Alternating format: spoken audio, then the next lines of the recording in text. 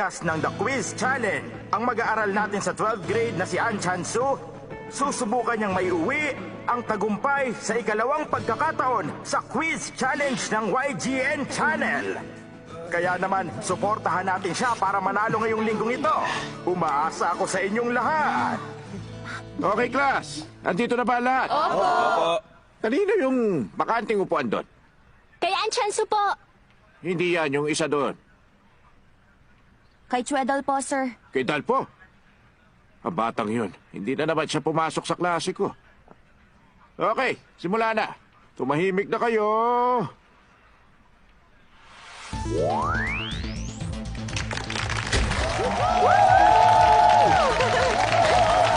Kumusta na kayo na? Ako si Sung Hoon. Ngayon ang ikalawang linggo na October 2005 at nanonood kayo live ng The Quiz Show Challenge. Narito ngayon na mag-aaral ng kinatawan ng Chungpo High School. Salubungin natin lahat ng palakpakan si An Chansu.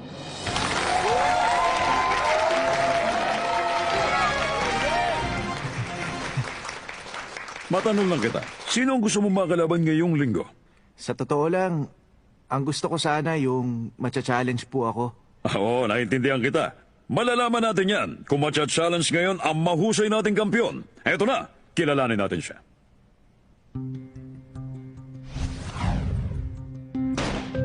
Andito ako ngayon para pigilan ang pangalawang pagkapanalo ni An Chansu. Oh! Estudyante din siya sa eskwelahan ng kasalukuyang kampiyon. 34th place sa buong klase. Dalpo!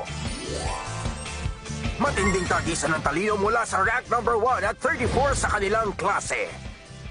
Simulan na natin ang labanang ito! Abangan niyo ako. Bakit nasa TV ang batang yan imbis na nandito? Ibang klase. Ginulat niya tayong lahat. Ang yabang niya dyan. Let's welcome our challenger. Palakpakan para kay Chwed Dalpo.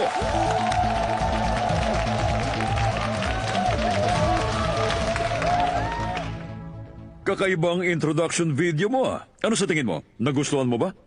Opo, pero may gusto lang akong sabihin. Hindi ako matalino. Pero 34th ka sa klase nyo. Ibig sabihin nun, matalino ka. 34 lang kaming lahat sa klase. Ha? Kung 34 lang kayong lahat sa klase, edi... Ako po ang lowest sa lahat. 0 kahit saan. Kaya ang tawag nila sa akin, all 0. Okay, sige. Gets ko na. Siya ang pinakabobo? Ba't siya nandyan? Akala ko kasi 300 sila sa batch na yun. Pinakamatalino versus pinakabobo. Mas entertaining, di ba? Sabi ko nga hindi. Okay, Chwedal po. Kailangan mo ng 5 tamang sagot para mapalis mo dito sa entablado ang kasalukuyang champion ng Quiz Challenge. Handa ka na ba? Opo. Ito ang unang tanong para sa'yo. Ayon sa research, 1 out of 43 na katao ang nakakaranas ng syndrome na ito. Sa nasabing kalagayang ito, sinisinok ang isang tao bilang automatic nervous response kapag nagsisinungaling siya. Dahil sa kapansin-pansin na response sa pagsisinungaling, ipinangalan sa sikat na fairy tale ang kalagayang ito. Ang tanong, ano ang tawag sa ganitong kondisyon?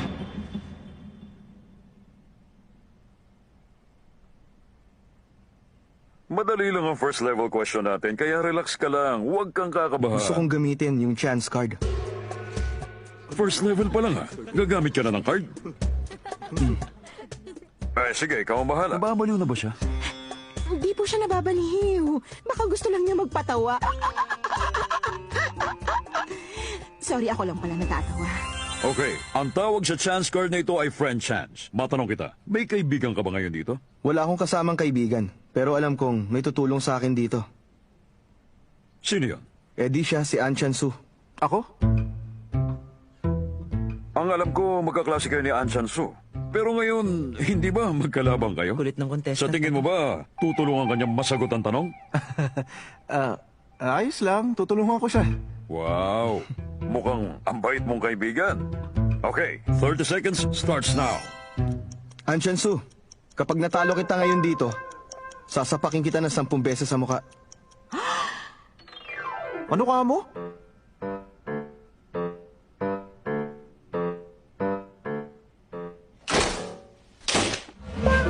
Pero kapag ako naman ang natalo, ako naman ang sasapakin mo. Yun ang deal. Okay? Sira ulo to, Sige ba, tol? Pero mukhang alam na nila kung sino mananalo. Malay natin. Tingnan na lang natin ang mangyayari. Try na. Kapag ako ang nag-champion dito,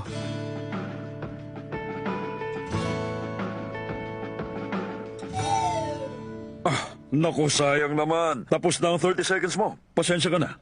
Okay lang bang nasayang ang chance card mo? ayos lang. Alam ko ang sagot dyan. Ha?